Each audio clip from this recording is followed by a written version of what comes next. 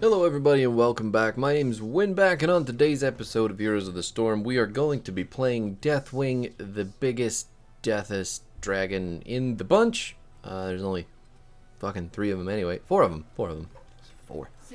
Alexstrasza, Chromie, Brightwing, Deathwing. But Deathwing is, by and large, a lot of people's go-to character because he's completely unCC'able, can't be healed, which is not great, but also really huge imposing presence on the battlefield, and for good reason. But it's a YouTube video, so feel free to like, comment, and subscribe your heart out. We're on Brax's Holdout today. We are Lucio, May, Falstad, Orphea, and Deathwing versus Malthael, Gul'dan, Deckard, Mal'Ganis, and Phoenix. So I can tell you, I think 2 people really on the enemy team scare me. One of them is Phoenix, and then the other one is Gul'dan. Malthael does not bother me even in the slightest because I'll never be in melee form or melee range of that character to actually lose any of my health to his ultimate. That being said, he still has to get to level 10, and there's a lot of things about Deathwing that can mitigate Malthael. So I'll tell you about those, but if you're here for the build only, remember it's Molten Blood at 1, we're taking Infernus at 4, 7 is going to be Firestorm, 10 will be Bellowing Roar, 13 is going to be Wicked Inferno, 16 will be Conflagration, and then 20 will be a dealer's choice, honestly. I think it's Destroyer's Rampage is where you do all your damage, but you can also take the Stood in the Fire ability and slow people down with your ultimate. All that being said, though, Falstad is going to come up here, help us hold this lane and the objective, because as much as we can hold the minions back from Malthael, we can't really keep the objective point against him, because he's just going to hit us forever, take a whole bunch of health, and that does kind of counteract our whole plan to stave him off. So your abilities with Deathwing, if you're not aware, your Q is the Molten Flame. It is the huge cone of fire that we just spew every couple seconds in a very big AoE. It's your main form of wave clear. It's your main form of damage. It's what you're going to do when you play this character to really shut shit down. Molten Flame does use up all of the energy in your bar for as long as you channel it, though, so unless you're canceling it quick. Yes, I'm coming. There's just a camp over there that I don't want to take our entire game away from us. What was I saying? Yeah, it's gone. But Q is your, it's going to be your big damage. It's going to be your big clear. It's going to be your big, like, point holding ability. It's where all your damage is in chokes, team fights. It's where all your wombo comes from. If you are looking at Deathwing as a character, it's basically just his Q. His other stuff is great. I mean, it's not completely useless, like that rotation that I just did there. But Molten Flame is just where all of Deathwing is. It's who his entire identity is. The second part of his identity is going to be his Dragonflight, though. Dragonflight's a global ability. It's on a 45-second cooldown, and Deathwing is going to launch up into the sky instead of mounting, and that's where he gets all his health back. He also regens his armor plates, which I'll tell you about in a second, but basically when you hit your Z button, you go up into the air, and the longer that you stay there, the more health that you get back. You can only get health back with Deathwing from the fountain and from flying. You cannot be healed by your teammates. You cannot be healed by the fountain. You cannot back with Deathwing and expect to be healed. And all you can do is heal on your own, which is fine because the character's stupid otherwise, and if someone could heal him, I can only imagine that would be more broken than it already is. All that out of the way, though, Dragonflight is, again, a global ability, but you can only land in places where there is vision. So you have to land on your team, or you have to land on some sort of minion or ward or whatever. Because if you can't see it, you can't land on it, everything sucks. We're going to watch what my team is doing down here, because everything that I'm doing is just clearing Ultralisks really slowly. And we've got an entire Zerg wave basically ready to trim the keep walls just a wee bit. It is Braxis at the end of the day. This is a ranked game too. I'm not sure if that matters to anybody, but we did draft this way. Deathwing got all the way through the draft. I picked him last. It seems to be working. Now, enemy team does have a light of clear for that Zerg wave, especially with the Gul'dan. I'm going to go ahead and take off into the air and look for a way to drop down on them. The sad state of the game as it is right now, though, if they hide all under their building like that, I can't go in. Mainly because I don't have my ultimate. Not my ultimate, my Bellowing Roar. My level 10, I guess, because my ultimate is Cataclysm, so...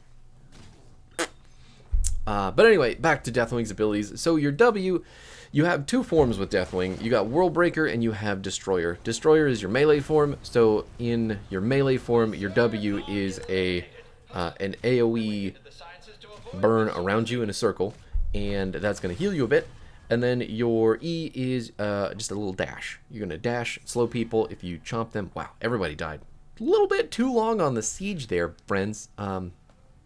Yeah. So we took so long to have that wave killed that I got bored and went top to get soak more, and then my team stayed there and then they died, and just, I don't know. It's kind of the game in a nutshell. But your melee form, you're probably not going to end up using it a whole lot. If you get 20, if you take Destroyer's Rampage for the damage buff, you'll end up in it more often than not. But compared to Worldbreaker, which is the one that we're using in this video more often, it is just, it makes you a lot less safe. You have to get a lot more dangerous with it, and especially into Malthael, there's no way in hell going forward in a team fight is the correct decision. So we're playing full bitch Deathwing with the ranged abilities, and we are making sure that we are cutting off chokes, cutting off escapes, doing a lot of damage from the back, and then hitting our level 16 power spike. That is where Deathwing shines the brightest. That is where all of his damage is, and that is the only reason that this character can do anything these days. If you think anything when you play Deathwing, you shouldn't think Unstoppable Juggernaut who never dies. You should think hyper patient Dragon Man waiting until the 16th level to kill entire teams. It's just that way. Now, your abilities in Worldbreaker form are going to be the Lava Burst, which is just a big old puddle of 35% slow and then small amounts of damage. And then your E, which is Earth Shatter, which is an enormous fucking two-lined skill shot stun that covers so much of any team fight. It's almost impossible for the enemy team not to get hit by it. It's crazy. I should be rotating upward here. What I want to do instead of using my Z, though, because your Z has so much wind-up, and then you have to wait another 6 seconds to drop down, I just want to get ready to use Cataclysm from behind on the flank. So we're just walking our happy dragon ass around this way instead. Trying to cut off the Deckard. He can't go anywhere near that direction because of all the fire and flames. And then we're just going to burn the building down on top of that. We've got the Cataclysm going. Going to tank the fort for a little while, do some damage, and then back away. Oh my god. Perfect. Everything was fine. Just putting some more CC on the ground so that Mal'Ganis has shit to worry about while running forward at our team. Going up into the air so we can drop down on the bottom side to fight for that shrine, pick up that soak, and then hopefully not die to a Malthael. Looks like my team is just going to siege infinitely well into the enemy team. There's no way in hell that... Yeah, I guess that's just how it goes. Don't ever have to worry about anything that they're doing unless they die. But it's Falstad. He'll be back. He's got his Z to get back right where he needs to, right when the time happens. I'm going to have my Molten Flame dodged by the Malthael. What I should probably be doing is just sitting on top of the Lava Burst. And I can't ever Molten Flame him because he's just going to hop on me with his Wraith Strike. So there's really there's only so much that we can do. We can stop the channel from going all the way through. Falstad, I'm waiting for him to fly in. Looks like he's finally coming down. So now that I've got some backup from my global buddy, we can kill the Malthael if need be. Okay. He's going to do that? Is he just going to go for it? No. No. Okay. It's fine. Everything's fine. Falstad has actually been doing me a huge favor all game by kind of babysitting me in the lane and helping me push off this Malthael. So it's the whole reason that we can get anywhere with the objective. And the rest of my team has been doing a very good job playing around the Falstad being in my lane. So kudos to my dudes for doing what they do. Ooh. That could have been really cool, but Mal'Ganis is a tank, so he's just going to walk away.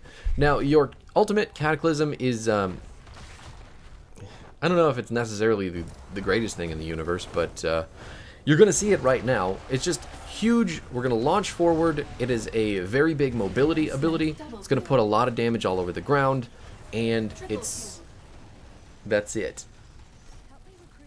It also puts you into better position for your level 10 ability, your Bellowing Roar, which is going to be a huge AoE around Deathwing that fears people for 1.5 seconds when they're hit by it. So it gives you the opportunity to create really big bad engages for the enemy team with Deathwing, with your huge health bar, your armor, and your fear. And it's crazy good the way that the combo works, but it's also really easy to bait yourself into using Cataclysm for bad reasons. I know a lot of the time a lot of people just want to go in with this character, and there's really not much to it, especially if you're playing range, because if you're playing ranged Deathwing, the only thing that you can really do in melee is your Earth Shatter, and that is the only thing that's really useful. Oh my god, get toasted, Cool Dan. That looked so fucking good. Is he dead? He got the shield at the last second. What a Falstad player. Going to fear the Deckard out of his ult. Save my team, I think. I'm going to take credit for that. But back to the build itself. So the reason I mentioned earlier that I'm not super worried about Malthael is because of this level 1 talent, Molten Blood. While Deathwing has 3 or more armor plates, he's going to heal for 0.6% of his maximum health per second. So, excuse me. Oh god, am I losing my voice? That'd be terrible. But Malthael is doing a pretty slow amount of damage with his max health damage.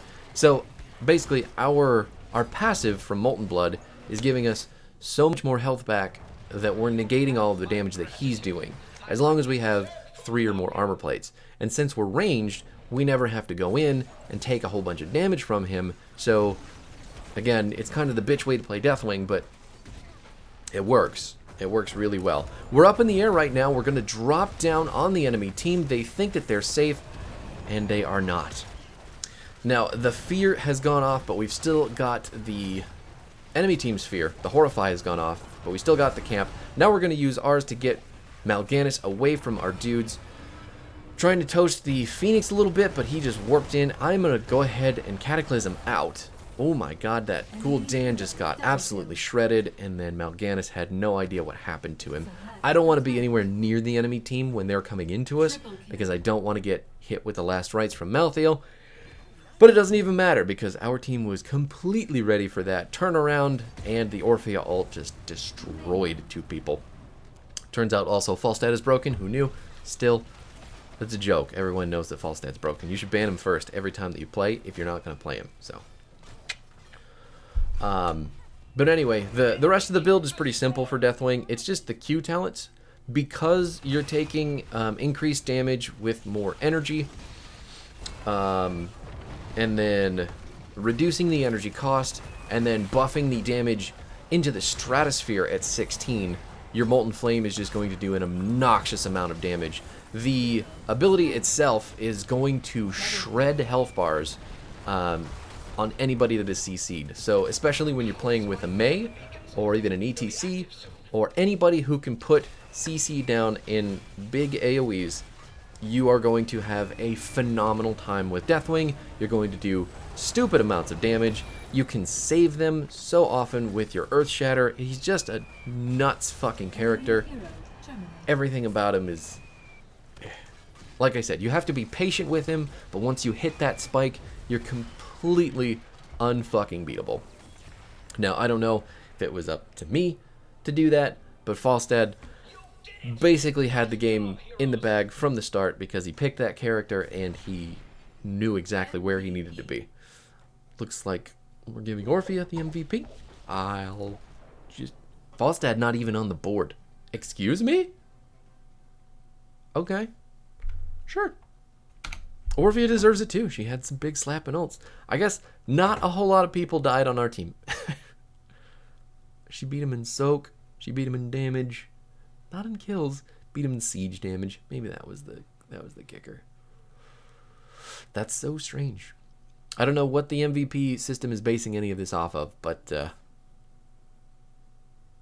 what do I know? I had the best killing spree, obviously. I didn't kill anybody and I didn't die. I helped 14 times.